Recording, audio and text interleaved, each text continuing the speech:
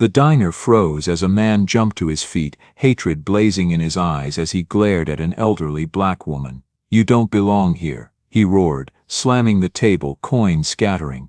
Then he shoved her hard against the booth and slapped her across the face. The room fell into stunned. What happened next would make him regret everything, because the woman he bullied was the mother of the U.S. Attorney General. Before we dive in, let us know where you're watching from. 30 minutes before everything changed, Pioneer Diner hummed with its usual Tuesday morning rhythm. Coffee pots steamed behind the counter, local farmers occupied the corner booths, voices low as they discussed crop rotation and equipment loans. The smell of bacon grease and fresh biscuits hung thick in the air of Ashland, Ohio, population 4,200, where everyone supposedly knew everyone else's business. Eleanor Walker pushed through the glass door at exactly 7:30, just like every Tuesday morning for the past 3 years. Her routine never varied. Black coffee, wheat toast, exact change counted from a worn leather wallet. The elderly woman moved with the quiet composure of someone who had spent decades staying calm under pressure. Her cream cardigan showed its age, but the creases were sharp and clean.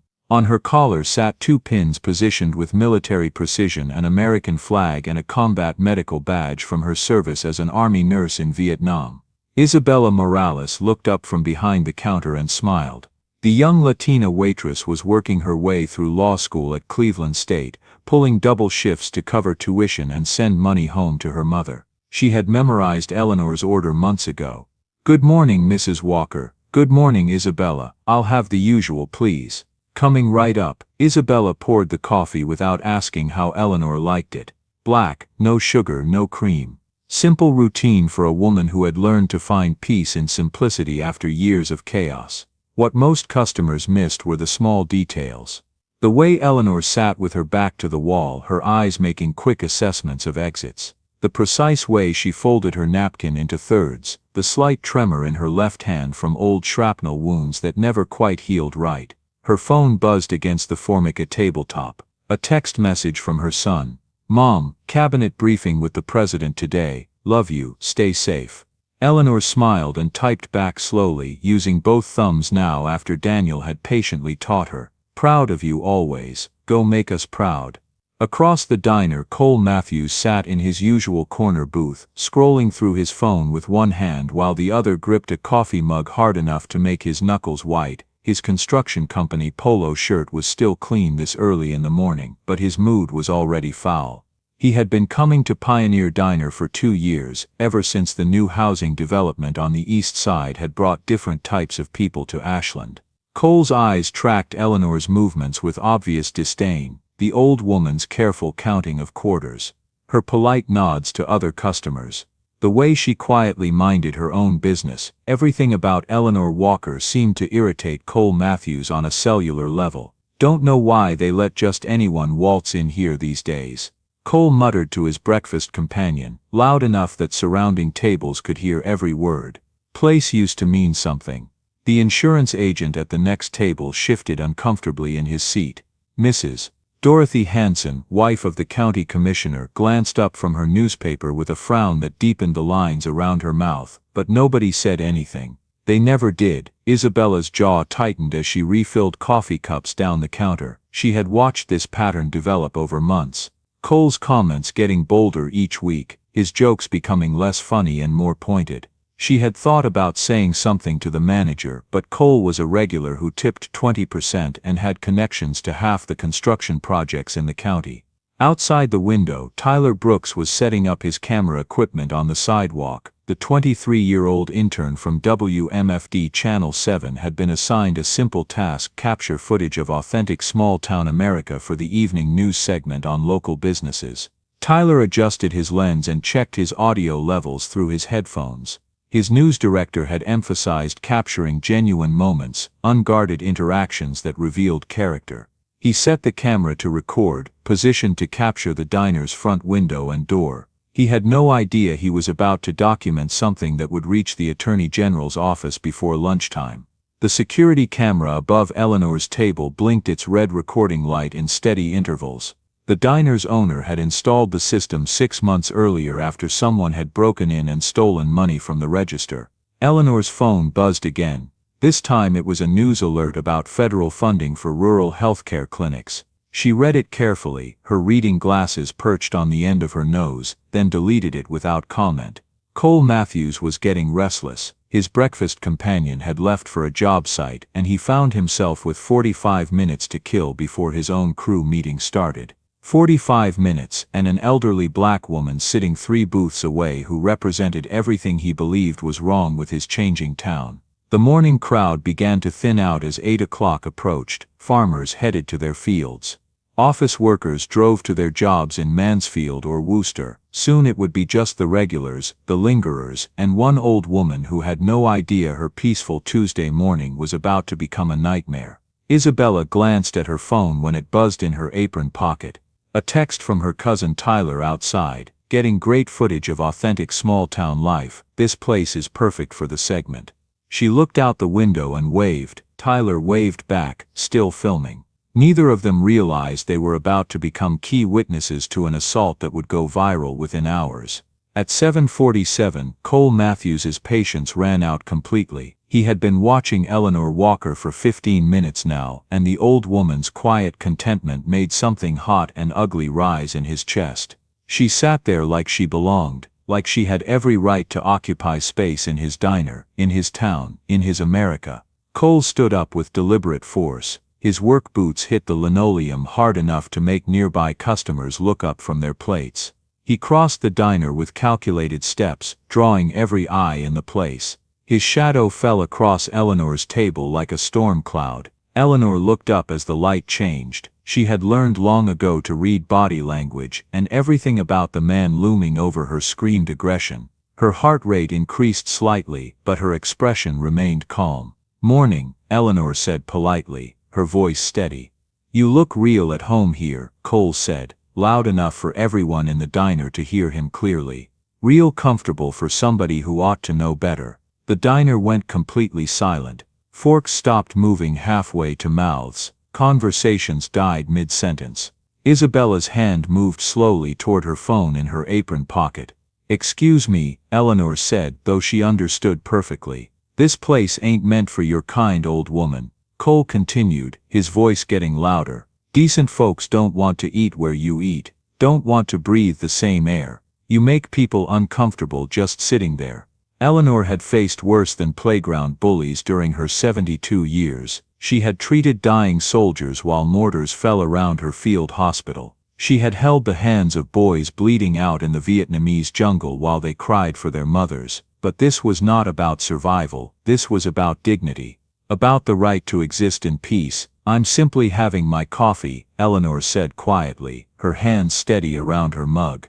"I'm not causing any trouble. You existing here is the trouble." Cole leaned closer, putting both hands on her table. His face was red now, veins visible at his temples. "Your kind takes and takes and takes, changes everything, ruins everything. And somebody needs to remind you where you stand."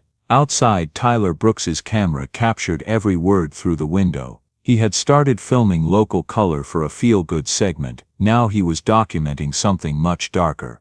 Eleanor reached for her wallet with the intention of paying and leaving. Sometimes retreat was the wiser choice. But Cole's hand slammed down on the table before she could stand. "Don't you walk away while I'm speaking to you." Coffee sloshed over the rim. Quarters that Eleanor had carefully counted scattered across the table, and some hit the floor with metallic pings. "Sir, please," Eleanor said, and there was steel underneath the politeness now. "I'm asking you to step back." "Asking?" Cole laughed without humor.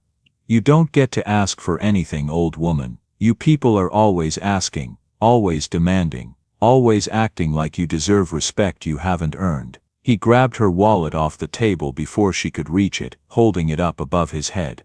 "What's in here?" "Government handout card. Let me guess, living off real Americans while we break our backs." "Return that to me," Eleanor said, her voice firm despite the humiliation burning in her chest. "That's my property."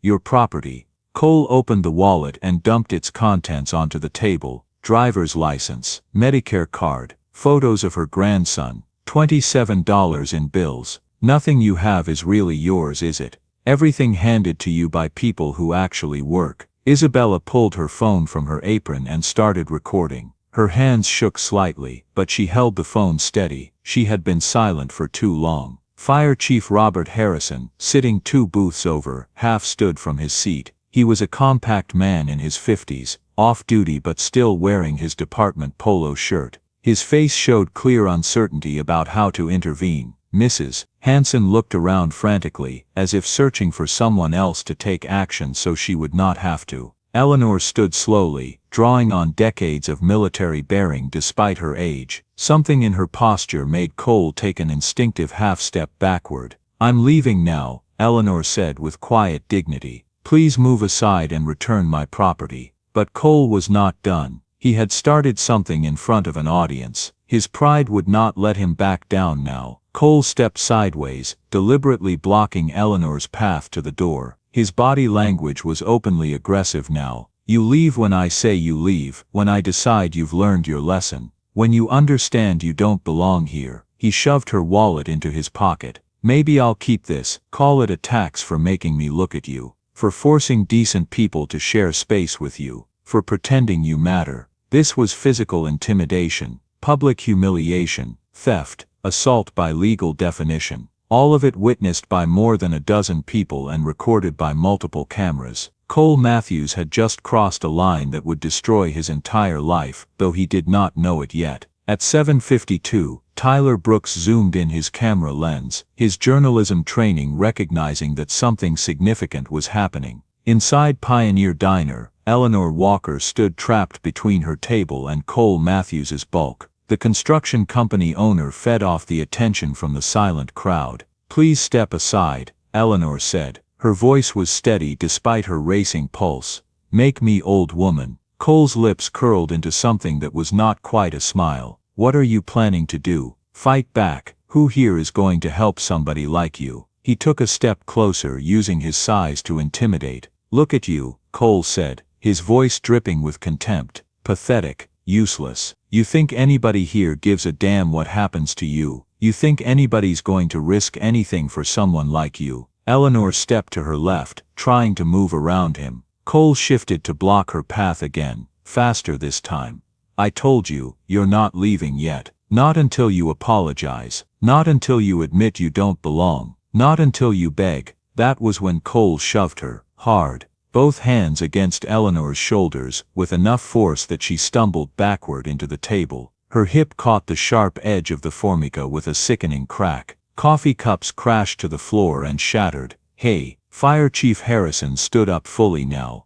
"That's enough. Stop this immediately." But Cole was just getting started. "Stay out of this, Harrison." Cole snarled without taking his eyes off Eleanor. "Unless you want the same treatment, I got no problem expanding this lesson." Isabella raised her phone higher. "Stop it, Cole. She hasn't done anything wrong." "Shut your mouth, Isabella." Cole's head whipped toward her. "You want to keep your job, want to keep that money flowing to your family, then you'll mind your business. Or maybe I'll make some calls. Maybe I'll let immigration know about your situation." The threat silenced her words, but not her camera. She kept recording. Eleanor tried to steady herself against the table. At 72, a hard shove could mean broken bones, serious injury. The pain in her hip was sharp and immediate. "Now apologize," Cole demanded, stepping closer again. "Apologize for making decent folks uncomfortable, for taking up space you got no right to, for existing where you don't belong."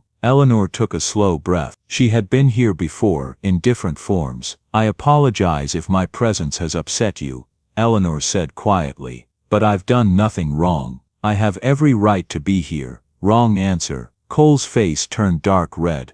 "Wrong answer, you arrogant." The slap came without warning. Cole's open hand cracked across Eleanor's face with such force that the sound echoed off the walls like a gunshot. Eleanor's head snapped violently to the side. Her reading glasses flew off and shattered against the counter. Blood immediately began flowing from where his ring had split her cheekbone open. Eleanor staggered, her hand going to her face, her legs barely keeping her upright. Complete chaos erupted. "Jesus Christ!" Harrison lunged forward. "Oh my God!" Mrs. Hanson screamed. "You bastard!" Isabella shrieked. But Cole wasn't done. "That's what you get. He was breathing hard, adrenaline and rage coursing through him. That's what happens when you forget your place. When you think you're equal. He grabbed Eleanor's arm as she tried to steady herself. Look at you, bleeding like the animal you are. This is what should happen to all of you. Every single. Get your hands off her. Harrison finally reached them, trying to separate Cole from Eleanor. Cole shoved Harrison back with surprising force. Don't touch me.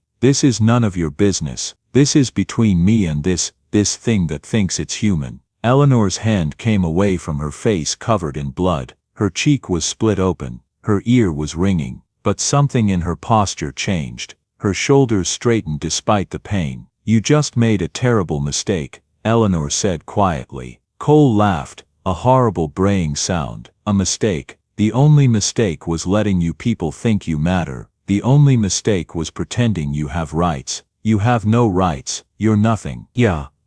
I need to call my son, Eleanor said, reaching into her pocket with her non-bloody hand. Your son. Cole's laughter got louder, more mocking. Oh, this is perfect. What's your son gonna do? Come fight your battles. Call the NAACP. Call Jesse Jackson. He did a mocking dance playing to his audience. Oh no, scary black man's son is gonna come save her. I'm so scared. What's he gonna do? Show up with his saggy pants and his Daniel. Attorney General. Do O.J. Maine, Eleanor said, looking at her phone screen. But Cole was too high on his own rage and righteousness to pay attention. I don't care who he is. I don't care if he's the president of the NAACP. I don't care if he's Barack Obama himself. This is my town and I just taught you an important lesson about. Eleanor pressed the call button. The phone rang once, twice. And your son can come down here and I'll teach him the same lesson. I'll teach all of you.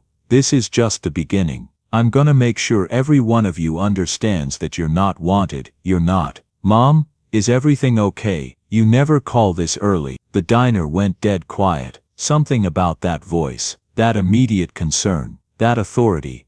Daniel, Eleanor said calmly, though her cheek was still bleeding. I'm fine, but there's been an incident at Pioneer Diner. I wanted you to hear this from me before it reaches the news. Before it reaches Mom. What happened? Are you hurt? Where exactly are you? The voice came through Eleanor's phone speaker, clear and authoritative. Every person in Pioneer Diner heard it. Cole Matthews's face went white. Agents, he whispered. No, son, Eleanor said calmly. I'm not seriously injured, but I wanted you to know, a man named Cole Matthews just physically assaulted me in front of witnesses. He shoved me. He stole my wallet. He struck me across the face. It's all been recorded. The silence was deafening. Sir? Isabella approached Eleanor's table carefully. Is that really your son? The Attorney General. Eleanor nodded. Daniel Walker. He runs the Department of Justice. Jesus Christ, Cole,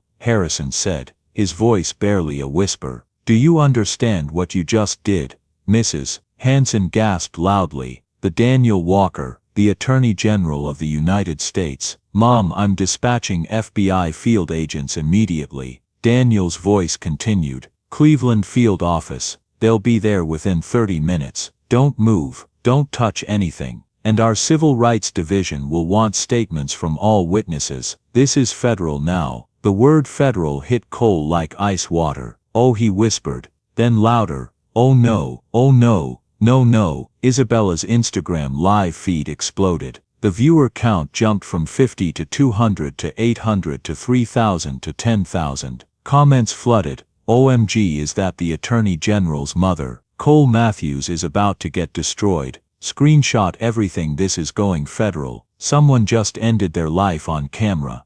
FBI is coming. Outside, Tyler Brooks nearly dropped his camera. He had thought he was documenting small-town racism. Instead, he had captured an assault against the mother of one of the most powerful law enforcement officials in America. This was not a local news story anymore. This was national. This was history. Mom, are local authorities there yet? Daniel's voice cut through the stunned silence. Not yet, Eleanor replied, carefully lowering herself into a chair. But Fire Chief Harrison is here. He witnessed everything.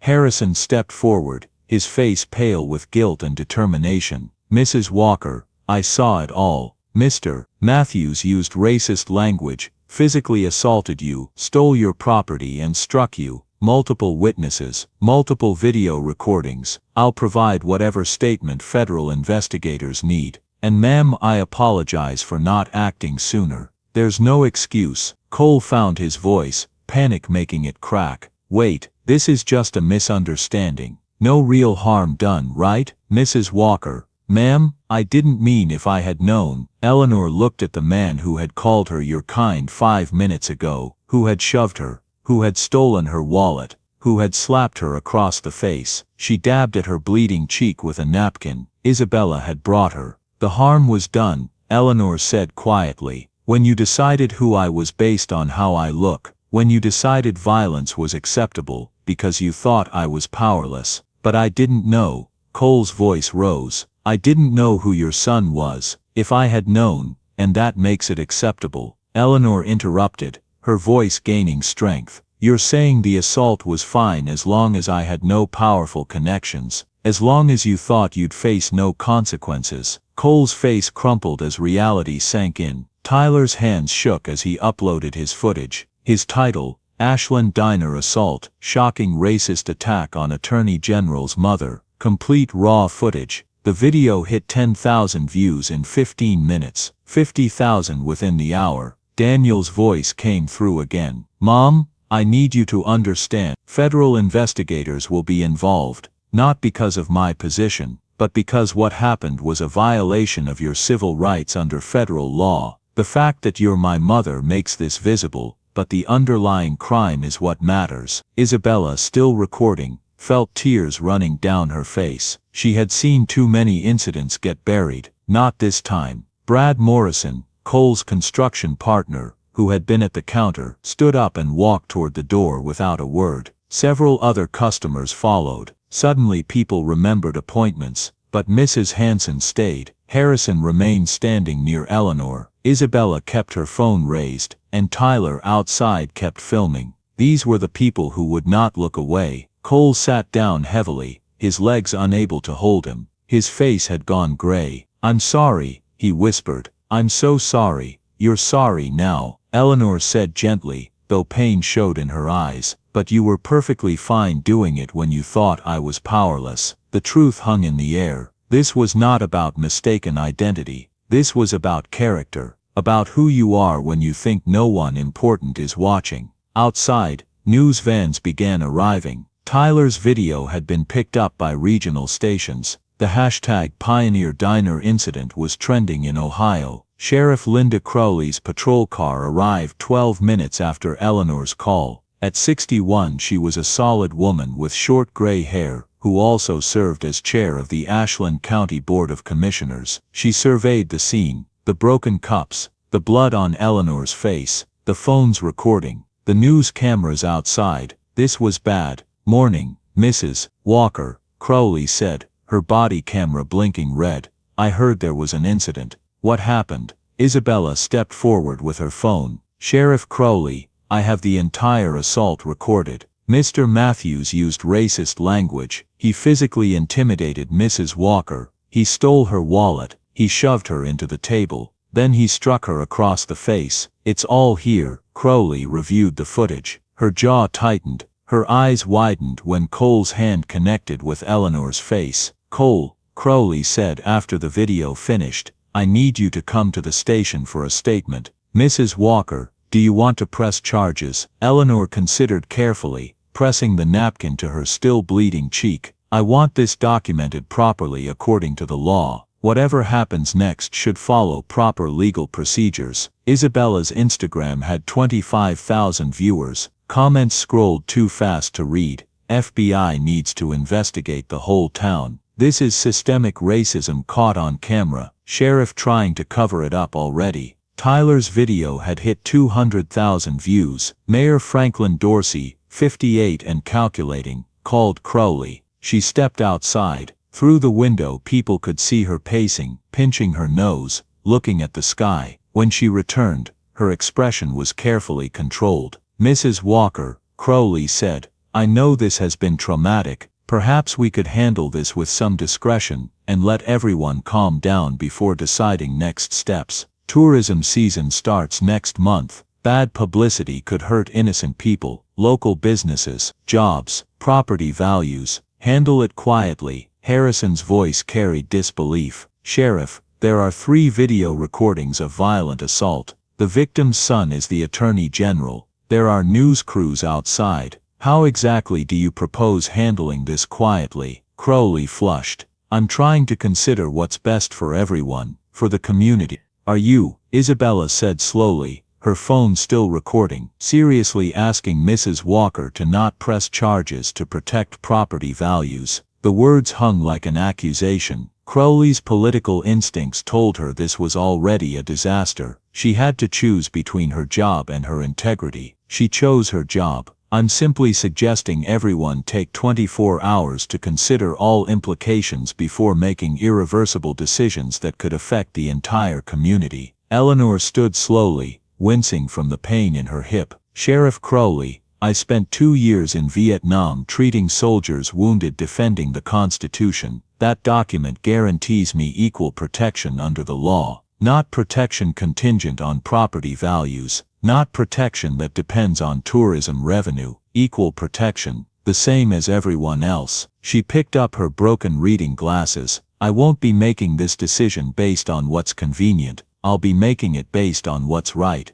Outside, black SUVs began arriving, FBI advanced security teams, men and women in dark suits with earpieces. They moved with quiet efficiency, documenting sight lines, securing the crime scene. This was federal now. In Washington, D.C., Attorney General Daniel Walker walked into his morning briefing with different priorities than planned. His Chief of Staff, Margaret Sullivan, met him at the door with a tablet showing the viral video. Sir, we have a situation in Ohio. Your mother, there's been an assault. Daniel watched the video once. No emotion, then again, still no emotion. But those who knew him saw his hands tighten on the tablet, his breathing change, his jaw muscles work. Get me FBI Director Hayes, Daniel said quietly, and Assistant Attorney General Morrison from Civil Rights Division. Conference call in 5 minutes, and get protective detail to my mother immediately. Cleveland Field Office, I want professionals with her within the hour. He handed the tablet back. His voice was still quiet, but there was something underneath it now that made his Chief of Staff move very quickly. And tell the press office to prepare a statement for noon. We need to address this before the afternoon news cycle. Draft something about the department's commitment to civil rights enforcement.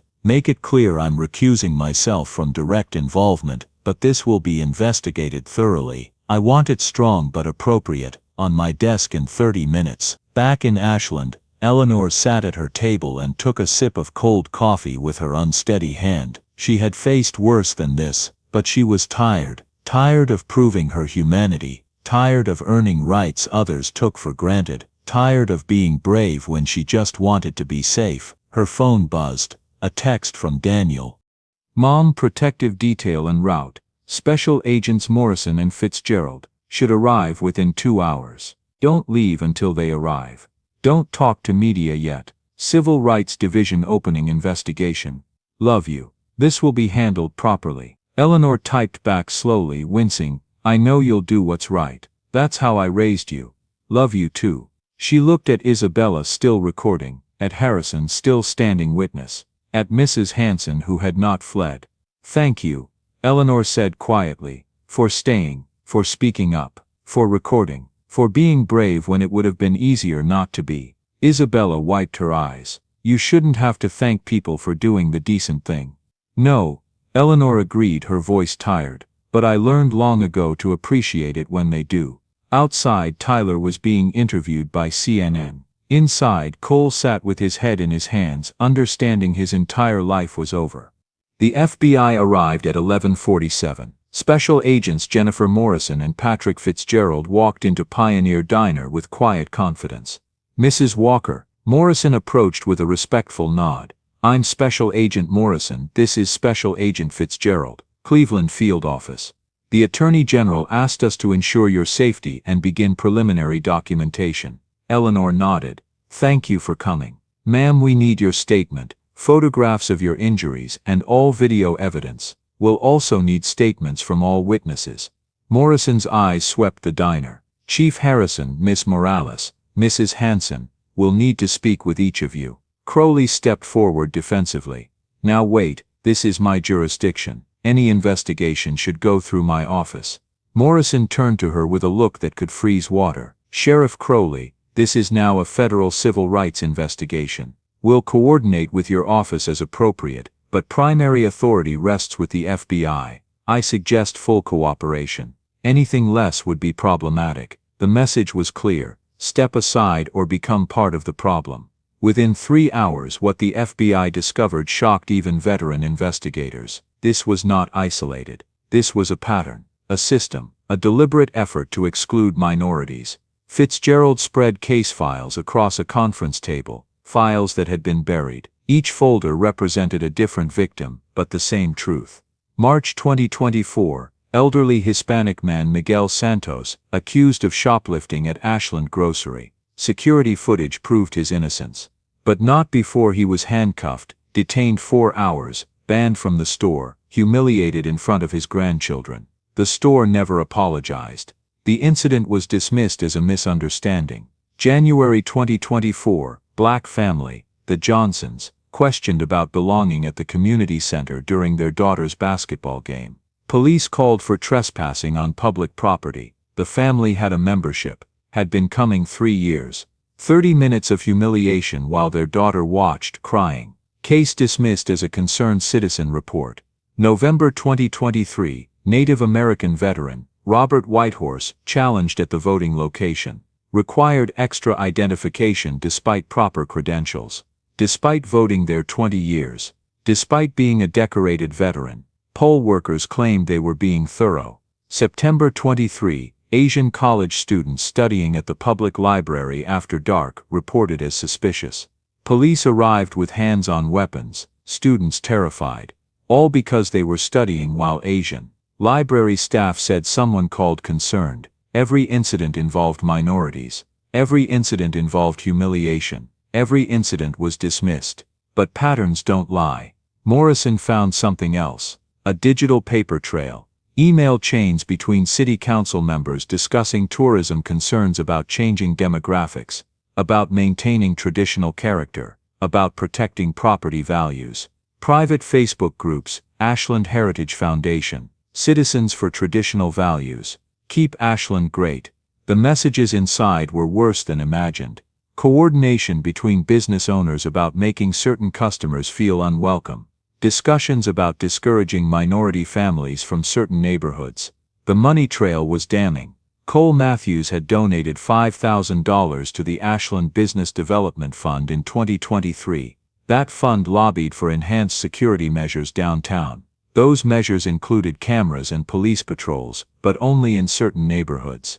Where minority families had moved, financial records showed deliberate economic strategy. 3 minority-owned businesses had closed in 18 months. A Black-owned restaurant that faced health inspections every month. A Hispanic-owned landscaping company that lost all municipal contracts overnight. An Asian-owned grocery store that couldn't get its license renewed.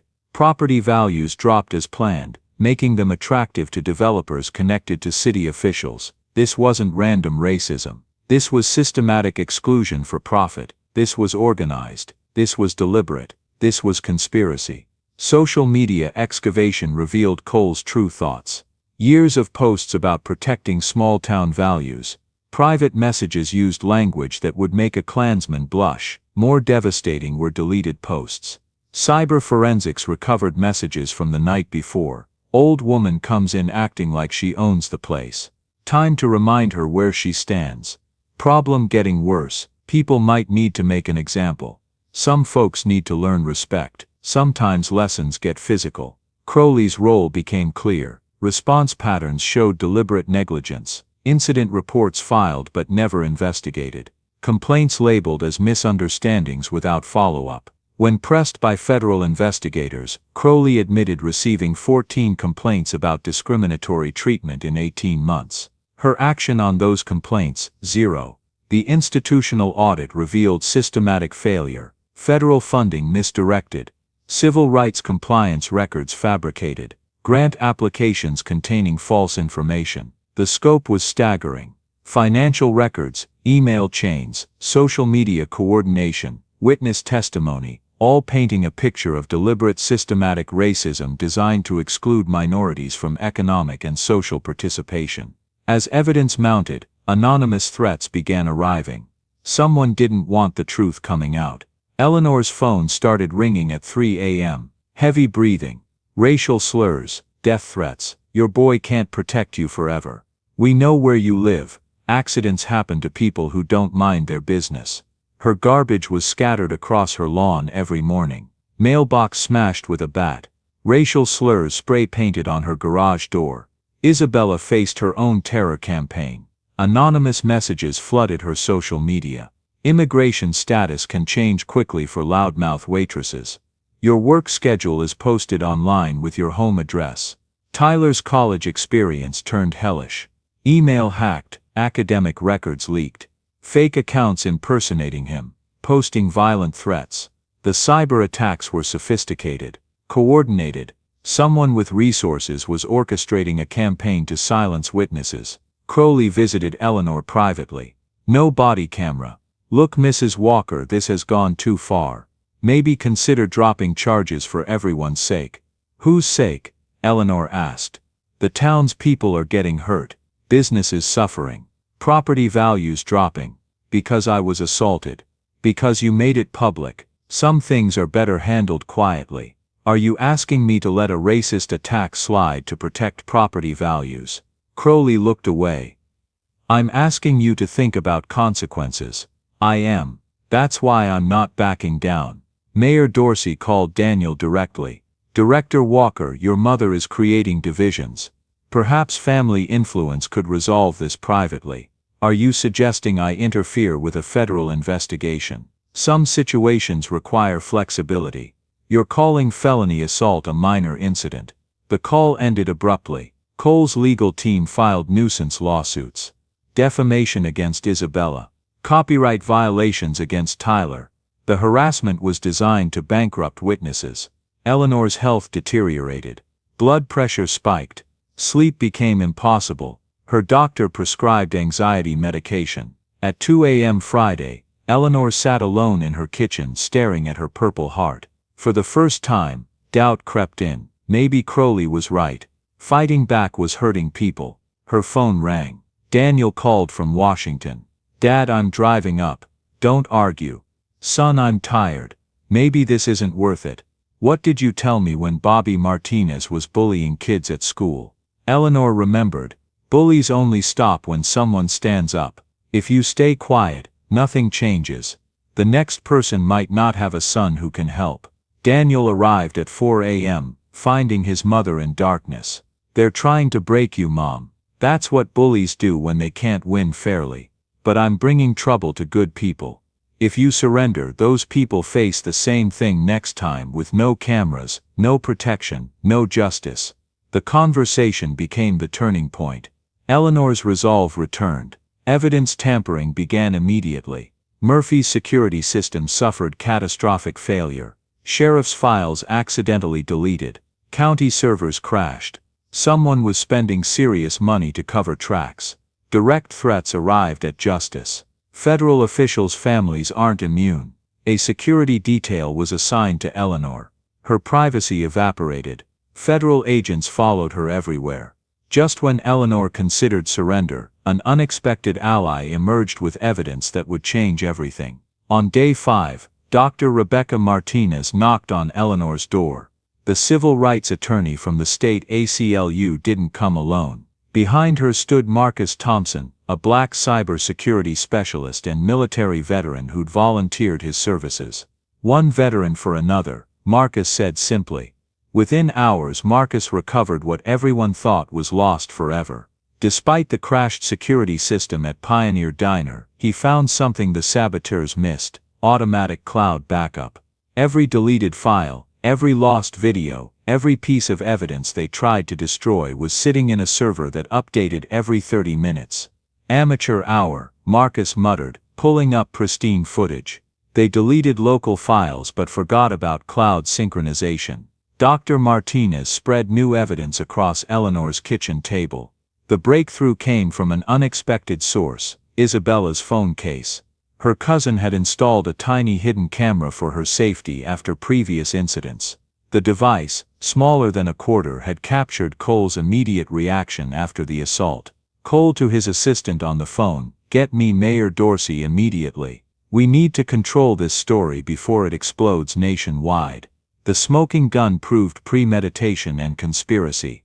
Marcus's digital forensics revealed more devastating evidence. Phone records showed 49 calls between Cole and Mayor Dorsey in 3 days following the assault.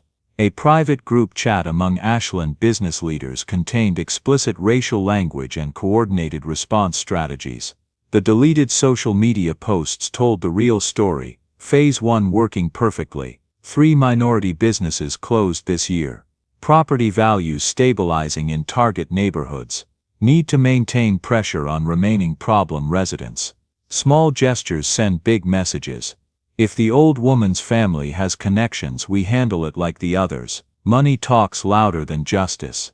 Janet Williams, a bank teller, came forward with internal documents that shattered Cole's defense. His business loan applications contained discriminatory language about demographic concerns affecting property values. Bank meeting minutes discussed maintaining community standards through selective lending practices. The financial conspiracy was massive. Property development deals contingent on demographic management. Insurance claims against minority-owned businesses showed suspicious patterns. City contracts favored companies supporting the exclusion campaign. The Veteran Network mobilized nationwide. Colonel Sarah Davis, retired, issued a statement, "American veterans don't abandon each other." Eleanor Walker served her country with honor. "We stand with her." Social media exploded with support. Veterans for Eleanor trended nationally. Military bases shared Eleanor's story. VA hospitals posted solidarity messages. Dr. Martinez assembled a legal powerhouse. Federal civil rights prosecutors joined the team. Military legal advocates offered pro bono services. Media law specialists protected witnesses from harassment. Isabella found her voice through a unity coalition. Her video statement went viral. "I'm not just fighting for my job, I'm fighting for every person who's been made to feel like they don't belong in their own community." Tyler's documentary project evolved into a full investigation. Additional footage surfaced, interviews with affected families, historical context of exclusion practices, expert analysis of systematic discrimination patterns. The reversal of intimidation began. Dr. Martinez filed restraining orders against the harassment campaigns. Nuisance lawsuits were dismissed with prejudice. Federal protection extended to all witnesses. Marcus upgraded security for everyone involved, not federal agents but private security veterans supporting Eleanor's cause. The harassment stopped immediately when perpetrators realized they were being watched by professionals. The evidence vault grew daily. 49 hours of video documentation, 212 pages of written testimony, financial records spanning 3 years, digital communications proving coordination, expert analysis confirming civil rights violations. Independent journalists arrived from major outlets. National civil rights organizations sent representatives. Legal scholars offered academic support. The small-town story became a case study in modern resistance to racism. Eleanor regained her strength, seeing widespread community support. "I thought I was fighting alone. Now I see this was never about just me." The opposition's strategy backfired spectacularly. Their harassment campaign generated more evidence against them. Their legal intimidation brought national attention. Their financial pressure triggered a federal financial crimes investigation. Mrs. Hansen provided the final devastating blow. She'd been secretly recording her husband's phone calls for months, documenting his role in the conspiracy. "I couldn't stay silent while my husband enabled systematic racism," she told investigators. Her recordings revealed coordination between city officials, business leaders, and law enforcement to maintain racial exclusion. The town meeting was scheduled for Friday night. Both sides prepared for the final confrontation. The pro-justice coalition had documented evidence, witness testimony, legal support, and national attention. They offered a reconciliation pathway, acknowledgement, accountability, and systematic reform. The resistance faction tried last-ditch intimidation, economic fear tactics, political pressure campaigns, anonymous threats against community leaders, but their power was broken. Too many people had found courage. Too much evidence was public. Too many allies had joined the fight. The night before the town meeting, someone leaked Cole's private messages to social media. Screenshots spread across every platform. His real thoughts about minorities, his coordination with officials, his celebration of successful exclusion tactics. The whole town was about to see exactly who Cole Matthews really was. Day 6 brought an explosion that shook Ashland to its foundation. Tyler's documentary trailer dropped on YouTube at 6 a.m. The Eleanor Walker story. When Dignity Meets Power, 500,000 views in 6 hours, 1 million by noon. Comments flooded faster than moderators could process. Justice for Eleanor trending nationally alongside Ashland accountability. Celebrity endorsements poured in. Professional athletes shared the video. Musicians posted solidarity messages. The leaked screenshots of Cole's private messages went viral simultaneously. His real thoughts captured in his own words. These people need to learn their place. Small actions send big messages. If we don't maintain standards, property values tank and our community changes forever. The old woman got lucky with her son's connections. Most don't have that privilege. The racist language was undeniable. The coordination was documented. The conspiracy was exposed. Reverend Marcus Johnson organized an interfaith prayer vigil that drew 300 people from 5 counties. Military Honor Guard volunteers stood at attention. Local business owners attended, many publicly for the first time. The economic response was swift. Pioneer Diner faced a boycott that cut business by 62%. Corporate headquarters received thousands of angry emails. Franchise agreement review was initiated. Competitor diners saw business surge. Isabella launched Truth from the Front Lines on Instagram Live, attracting 52,000 regular viewers. Daily updates from Ashland. Witness interviews, community healing conversations, educational content about civil rights history. Each live stream gained momentum. Viewers shared personal stories. Families posted photos with service members. Respect Our Elders connected generations of Americans who'd faced similar struggles. Tyler's journalism program provided additional platform through Small Town Big Courage. Live-streamed conversations with experts, legal process explanations, community voices that humanized the struggle. State-level politicians felt the pressure. The governor issued a statement supporting the federal investigation. The Civil Rights Commission launched broader inquiry into rural discrimination patterns. The Tourism Board quietly distanced itself from Ashland leadership. National attention intensified when congressional representatives issued statements supporting Eleanor. The Veterans Affairs Department offered resources. National civil rights organizations mobilized their networks. Corporate accountability accelerated. Pioneer Diner's CEO was forced to issue public apology and announce mandatory diversity training for all franchises. A community investment fund was established with $500,000 for inclusive economic development. Local business pressure mounted. Chamber of Commerce called emergency meetings. Property developers reassessed Ashland investments. Insurance companies reviewed risk assessments for discriminatory business practices.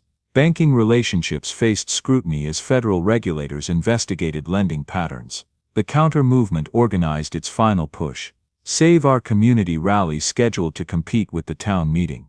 Outside political groups arrived with professional organizers. Social media disinformation campaigns spread false information about federal overreach, but their messaging fell flat. Too much evidence was public. Too many local voices supported justice. Too many allies had joined the movement. Security concerns escalated as extremist groups threatened to disrupt the town meeting. Federal authorities monitored communications. Local law enforcement requested state backup. Community leaders organized peaceful security protocols. The momentum peaked as dawn broke on town meeting day. National media trucks filled downtown Ashland. Community members arrived from surrounding counties. Legal teams finalized presentations. Eleanor stood at her kitchen window. American flag pin positioned precisely on her cardigan collar. Today Ashland would decide its future. Today dignity would face down hatred in front of the entire nation. The backup Cole never saw coming had arrived. Not just federal badges and powerful connections. An entire movement of Americans who believed justice wasn't negotiable. 7 p.m. Ashland Community Center packed beyond capacity. 400 seats, 620 people. Overflow crowd outside watching live stream on phones. National media filled designated sections. Security visible but professional. Eleanor entered with quiet dignity, American flag pin prominent on her cardigan. Half the auditorium rose in standing ovation. She nodded respectfully, took her front row seat. Behind her sat Isabella, Tyler, Harrison, Mrs. Hanson. The Unity Coalition in full force. Cole arrived with his legal team avoiding all eye contact. He slumped in the back with remaining supporters, face gray with stress. His expensive watch felt heavy. His gold rings caught no light. Federal mediator Linda Hayes called for order. Experienced neutral commanded immediate respect. We're here to address the assault of Eleanor Walker and determine community response. Evidence will be presented. All sides will be heard. Round 1 video evidence. Tyler's documentary clips played on massive screens. The original assault footage, complete and unedited. Security camera angles showing clear aggression. Audio enhancement revealing every racist word. Cole's immediate conspiracy planning with Mayor Dorsey. Gasps rippled through the crowd at footage they hadn't seen. Several Cole supporters shifted uncomfortably. Cell phones recorded everything. Round 2 pattern documentation. Dr. Martinez presented systematic evidence with laser precision. Timeline of 14 incidents over 18 months. Financial connections proving coordination. Email chains showing deliberate planning. Expert testimony confirming civil rights violations. This wasn't random racism. Dr. Martinez stated clearly. This was systematic exclusion for economic gain. The testimony phase began. Isabella approached the microphone, hands steady despite the cameras. I kept silent too long because I was afraid. Afraid of losing my job. Afraid of retaliation. But I learned that silence enables cruelty. Her voice grew stronger. I won't be silent anymore when people are treated as less than human. Applause erupted from half the crowd. Harrison testified next. As a public servant, I failed this community by not acting on what I witnessed. I documented harassment but didn't report it officially. My silence enabled escalation. He faced Cole directly. That ends today. Mrs. Hanson's testimony shattered remaining defenses. I can no longer protect my husband's political career while he enables systematic racism. She revealed private conversations, documented pressure tactics, admitted knowledge of the exclusion conspiracy. Leadership means choosing what's right over what's convenient.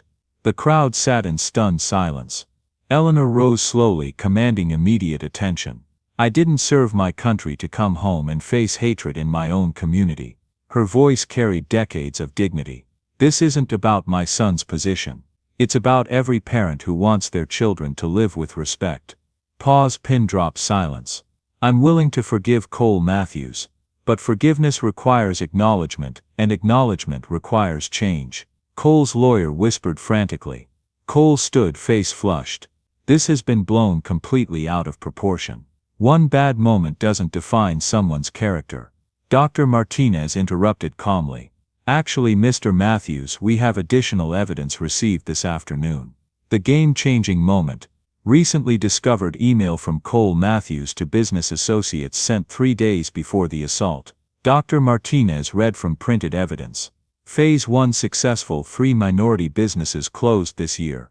Property values stabilizing in target areas. Tourism committee pleased with demographic management. Maintain pressure on remaining targets for Phase 2 completion. The auditorium exploded. Half the crowd shocked, half vindicated. Cole's face went completely white.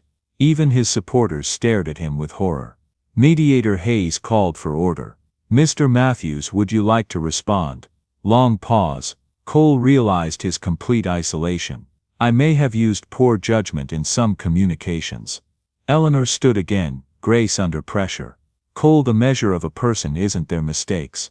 It's how they respond when truth comes to light. The resolution proposals were clear. Immediate actions: Cole's detailed public apology. Resignation from all leadership positions.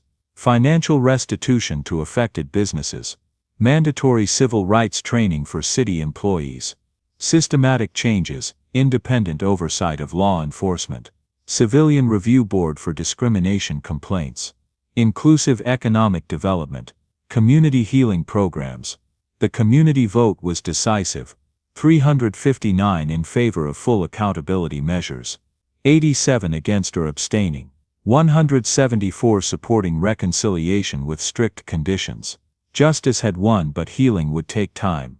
As the crowd filed out, Eleanor shook hands with former opponents.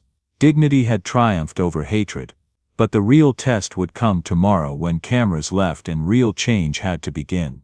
3 months later, Ashland was transformed.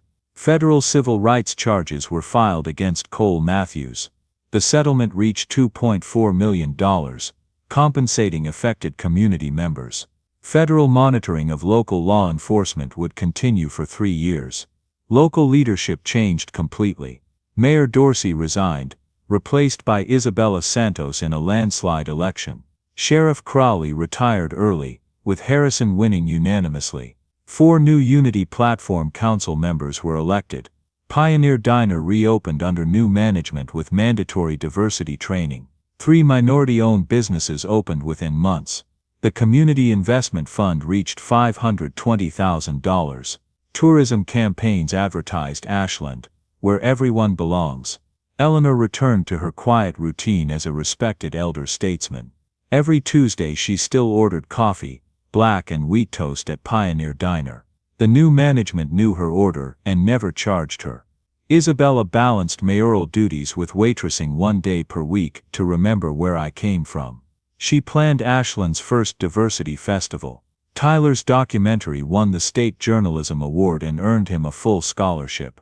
His follow-up series, Small Towns, Big Change, was picked up by major networks. The healing was real. Interfaith reconciliation services drew participants across political lines. Cole attended quietly, participating in community service without publicity. Eleanor became a regular guest speaker at Ashland High School. Dignity isn't something you're given.